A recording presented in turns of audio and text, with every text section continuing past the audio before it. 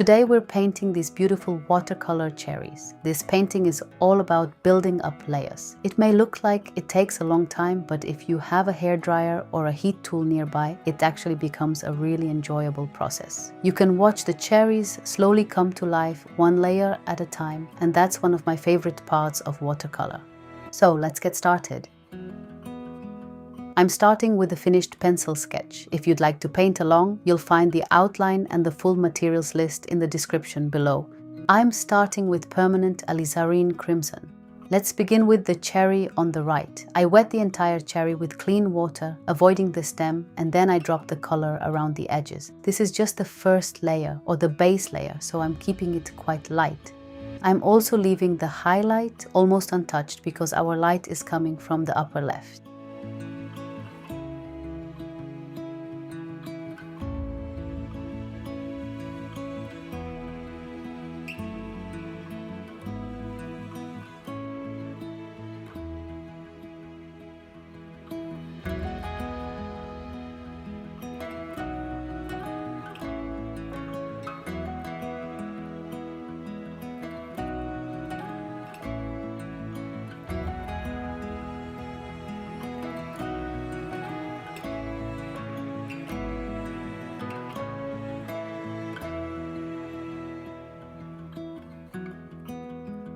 Now I'll dry this layer completely before painting the second cherry the same way.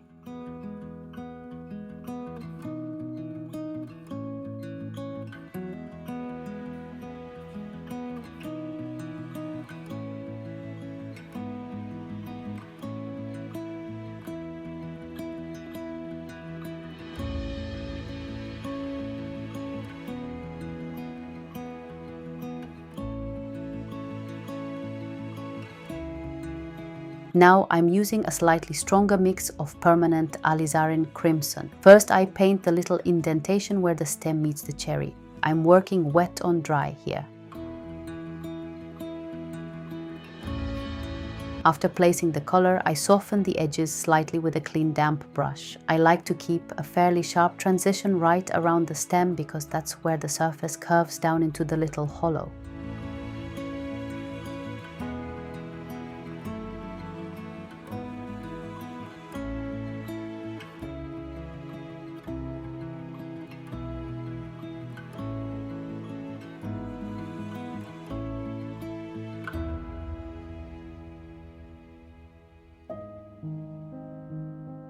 Next, I wet the front of the cherry again and add the second layer around the edges, keeping the highlight in the same place.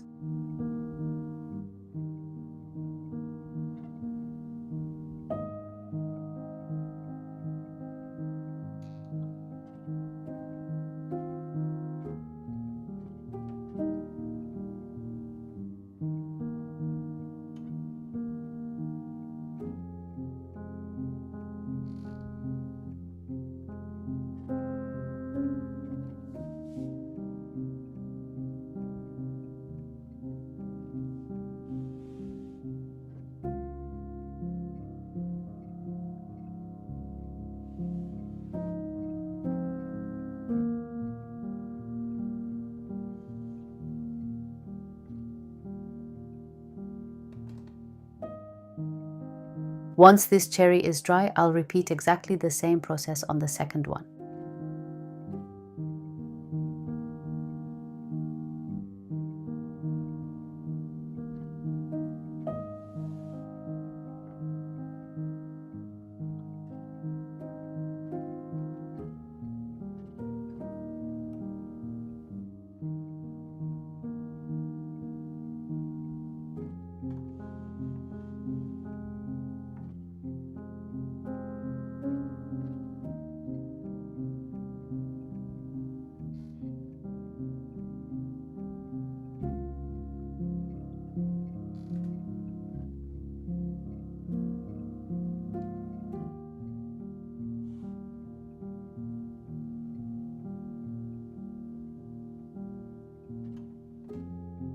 For the shadows, I'm mixing a little neutral tint into the alizarin crimson. If you don't have neutral tint, you could also use a gray or even a touch of indigo to deepen the color.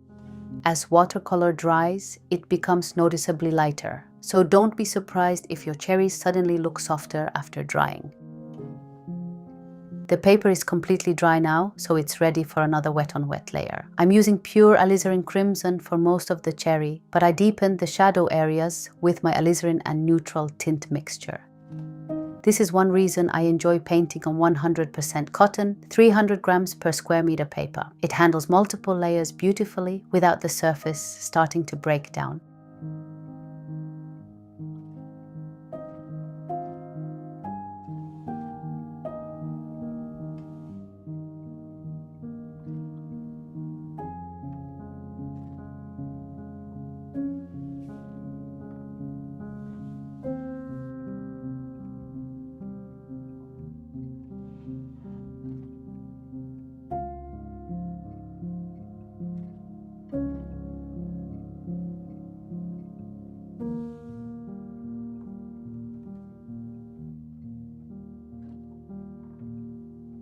I also deepen the little shadow around the stem, then I repeat the same process on the second cherry.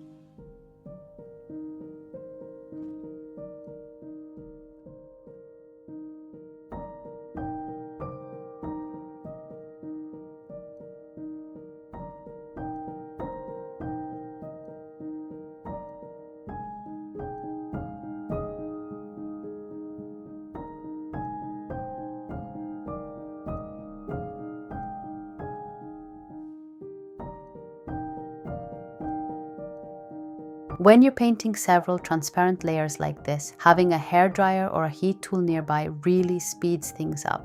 I'm adding one more layer to the front cherry because it's still slightly lighter than the one behind it. Little by little, the cherries become richer and more three-dimensional.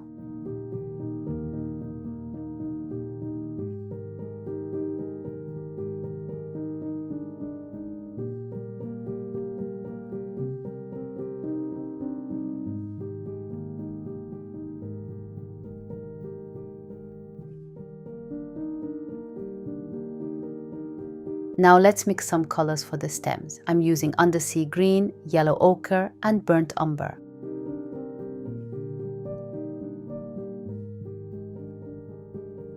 I start with undersea green, then drop in a little yellow ochre while the paint is still wet. It gives the stems a more natural look instead of one flat green.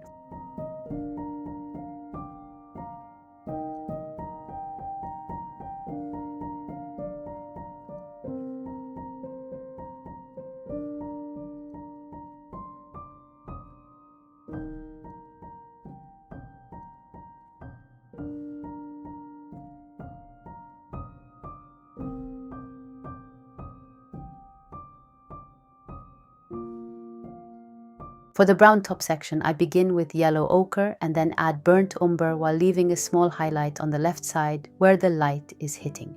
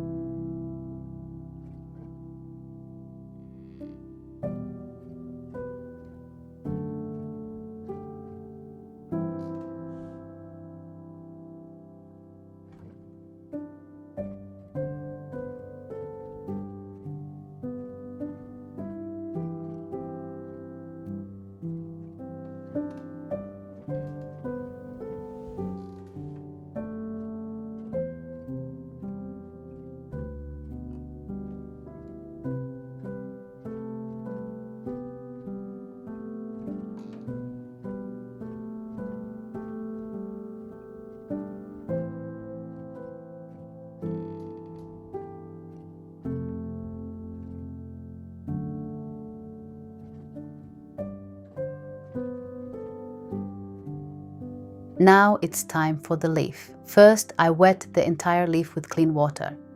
Using just the tip of my brush, I carefully paint the tiny serrated edges. I'm using undersea green and mixing in a little perylene green to create some darker areas.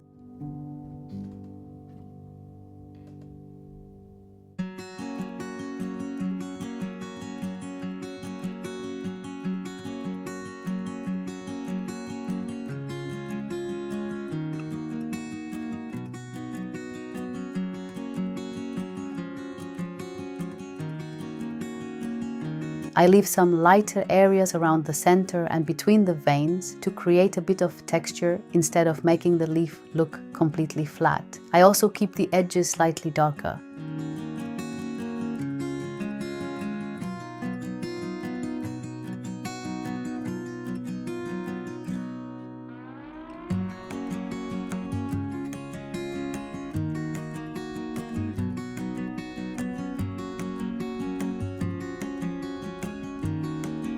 Finally, I paint the thin little stem connecting the leaf.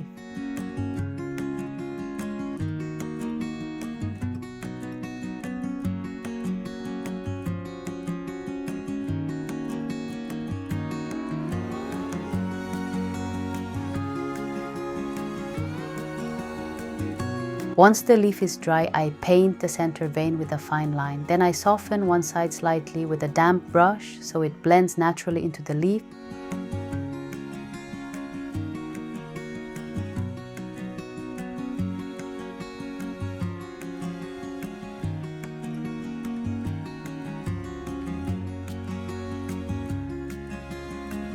After drying again, I paint the smaller veins using the same technique. I'll admit realistic leaves aren't really my specialty, but I wanted to include one here because these cherries have a slightly more realistic style than many of my other tutorials.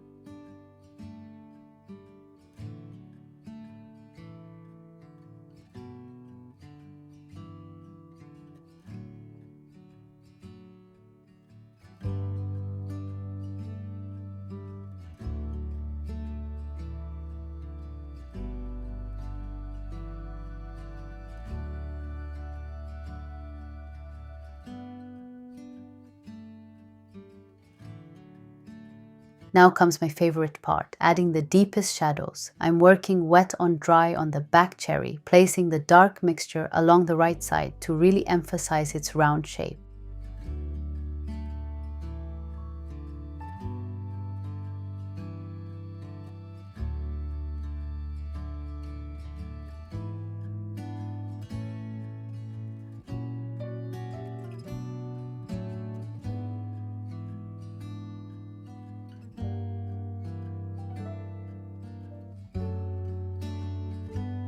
I soften the edge with a clean damp brush and also deepen the shadow around the stem.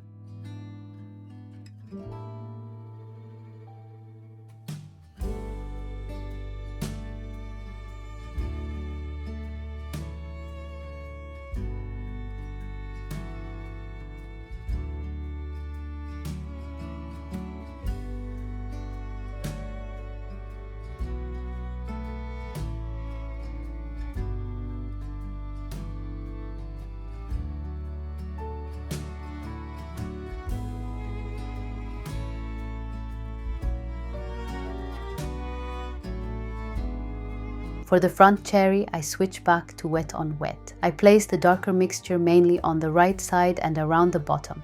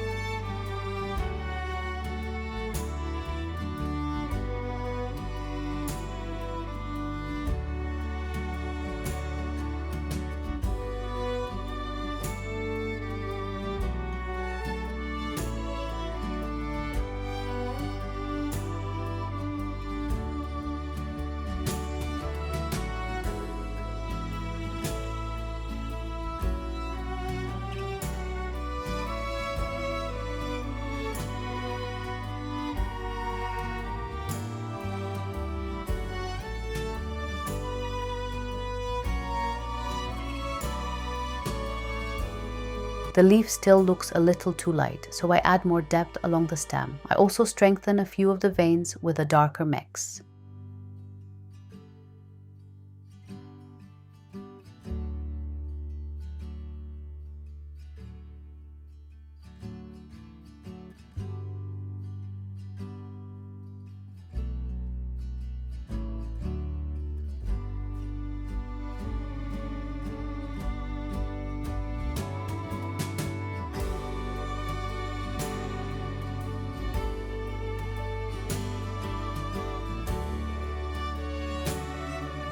For the cast shadows underneath the cherries, I'm using Moonglow. Since our light comes from the upper left, the shadows fall slightly to the right and toward the back.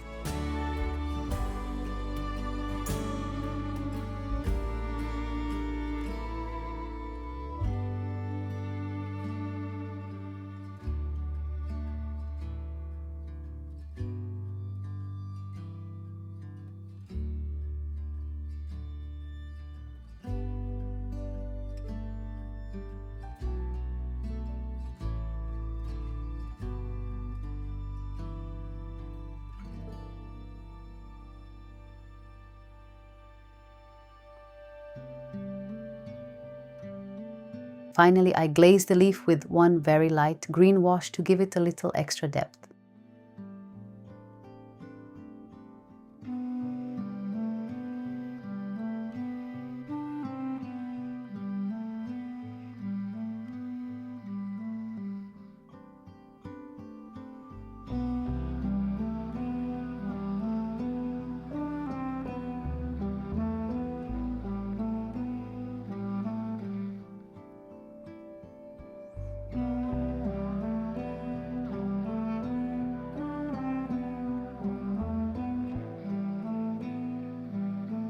For the very last step, I add one more layer of the dark shadow mixture to the back cherry, softening the edge with a damp brush. I do the same on the front cherry, make one last tiny adjustment to the leaf vein, and the painting is finished. Thank you so much for painting with me today. If you enjoyed this tutorial, don't forget to like the video and subscribe for more beginner-friendly watercolor tutorials. Happy painting!